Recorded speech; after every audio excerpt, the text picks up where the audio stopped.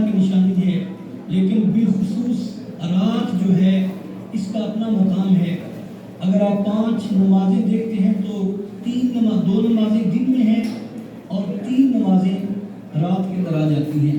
اسی طرح تراویح رات کے اندر آ جاتی ہے، سحری رات کے اندر، افطاری بھی شام سورج ڈوب گیا تو گویا رات شروع ہو گئی ہے، سحری افطاری بھی رات ہی کے حصے میں آئی ہے۔ اور ہمارے پیارے آقا صلی اللہ علیہ وسلم کی جو ولادت ہے وہ بھی رات کو ہوئی تھی، یعنی سحری کا وقت تھا، صبح سحری کا وقت جب پیارے آقا صلی اللہ علیہ وسلم دنیا میں تشریف لائے ہیں۔ تو رات کو بہت زیادہ اہمیت حاصل ہے۔ شب قدر یہ بھی رات ہے، شب برات یہ بھی رات ہے، شب معراج یہ بھی رات ہے۔ تو رات کو اللہ رب العالمین نے بڑی اہمیت اللہ نے اس کو دی ہے۔ قرآن پاک کے اندر جب اللہ رب العالمین رات کا دن کا ذکر کرتا ہے تو پہلے رات اور پھر دن آتی ہے۔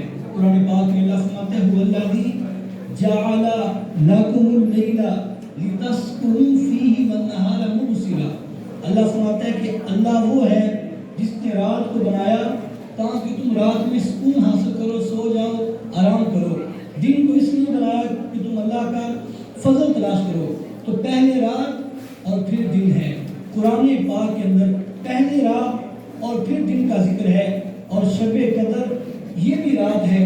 اور اللہ رب العالمین نے شب قدر کے بارے میں کیا فرمایا، آئیے اللہ کا کلام سنتے ہیں۔ اللہ رب العالمین فرماتا ہے انا انزلناہ فی لیلۃ القدر، فرمایا ہم نے قرآن پاک کو شب قدر کی رات میں اتارا۔ وما ادراک ما لیلۃ القدر، تم کیا جانو شب قدر کیا ہے۔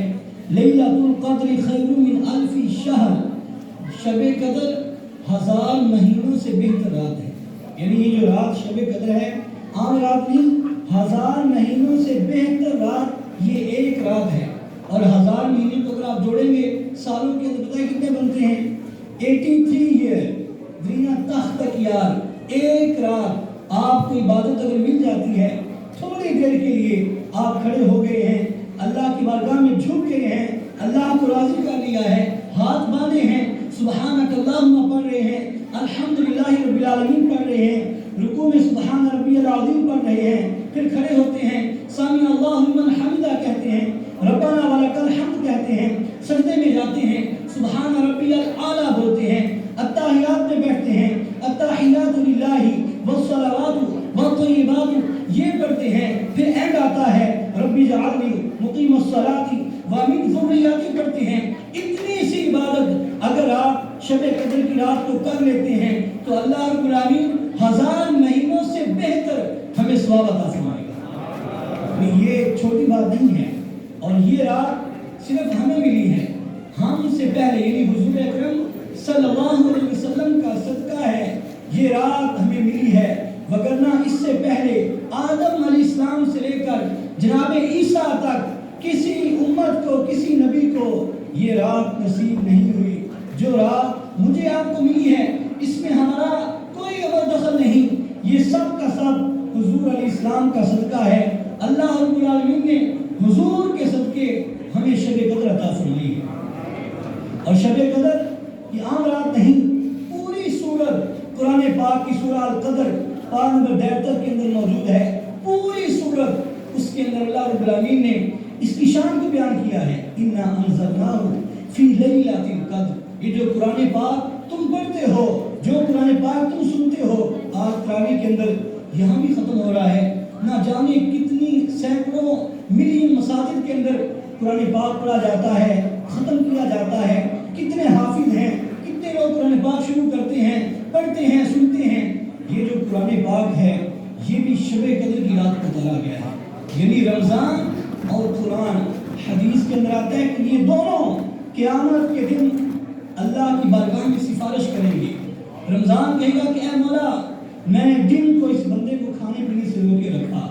یہ قرآن پاک بولے گا مولا رات کو تراویح کے اندر، نماز کے اندر یہ مجھے سنتا رہا کھڑے ہو کے، اے مولا ہماری سفارش کو قبول فرما۔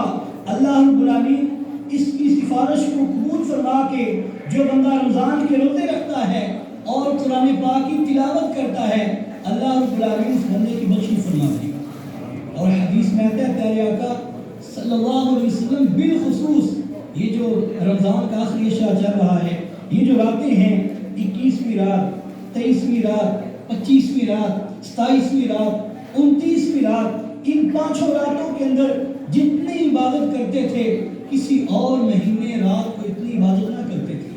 اور حضور اسلام کا وہ تھا خود بھی اٹھتے رات کو عبادت کے لیے، خود بھی اٹھتے، اپنے بیوی کو بھی اٹھایا جاتا، اپنے گھر والوں کو بھی اٹھاتے۔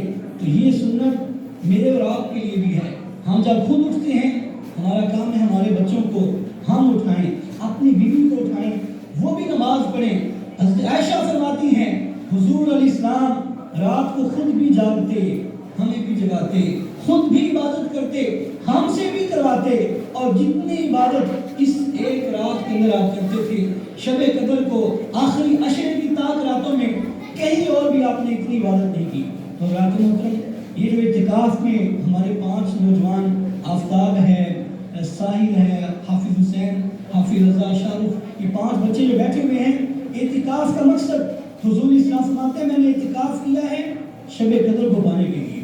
جب بندہ اعتکاف میں بیٹھے گا رات اور دن مسجد کے اندر، فجر مسجد کے اندر، ظہر مسجد کے اندر، عصر کی نماز مسجد کے اندر، مغرب یہاں پہ، عشاء یہاں پہ، تراویح یہاں پہ، سونا اٹھنا کھانا پینا سارا یہاں کا یہاں ہے، تو اعتکاف والے کو شب قدر کی برکت لازمی ملتی ہے۔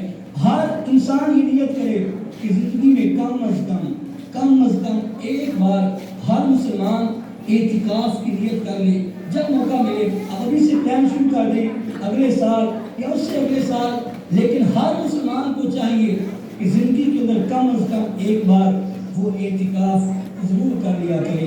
اللہ رب العالمین ہم سب کو رمضان کی برکتیں عطا فرمائے، شب قدر کی رات ہمیں فضیلت عطا فرمائے، بیچ تراویح بھی ہوگی، اور ہم نے جو صلاۃ و تسبیح کا ٹائم ہے وہ صبح کا تقریباً وقت فور فیر دیا ہوا ہے، کیونکہ رات کو لوگ تھک جائیں گے، تو وقت فور فیر صبح مارننگ ٹائم ہے وہ صلاۃ و تسبیح۔ حدیث کے اندر آتا ہے کہ صلاۃ و تسبیح روزانہ ہو سکے تو روزانہ پڑھ لو، بڑی اچھی بات ہے، ہفتے میں کم از کم ایک بار پڑھ لو، نہیں تو مہینے میں ایک بار پڑھ لو، یا سال میں ایک بار پڑھ لو، یا زندگی میں کم از کم ایک بار صلاۃ و تسبیح پڑھ لیا کرو۔ یہ 4 رکعت کی نماز ہے، ہر رکعت کے اندر 75 بار سبحان اللہ والحمدللہ ولا الہ الا اللہ اللہ پر پڑھا جاتا ہے۔ تو کوشش کر کے آپ گھر میں پڑھ لیں، یہاں نہیں آ سکتے، جہاں بھی ہیں کم از کم یہ جو شب قدر کی رات ہے 27ویں رات ہے، اس کو جو ہے وہ آپ عبادت میں گزارے۔ اللہ رب العالمین ہم سب کو جیسے آج ہم اکٹھے ہیں ہمیں اسی طرح آگے جانے کی توفیق عطا فرمائے۔ رمضان جس طرح سروس کرتا ہے ہماری، ٹیوننگ کرتا ہے ہماری، ہم آگے بھی جو ہے وہ رمضان گزرنے کے بعد بھی ہم نمازوں کی پابندی کریں، جمعہ کی پابندی کریں، قرآن پاک کو پڑھیں، اچھی چیزوں کی طرف آئیں، گناہوں سے بچیں۔ اللہ رب العالمین ہم سب کے باتوں پہ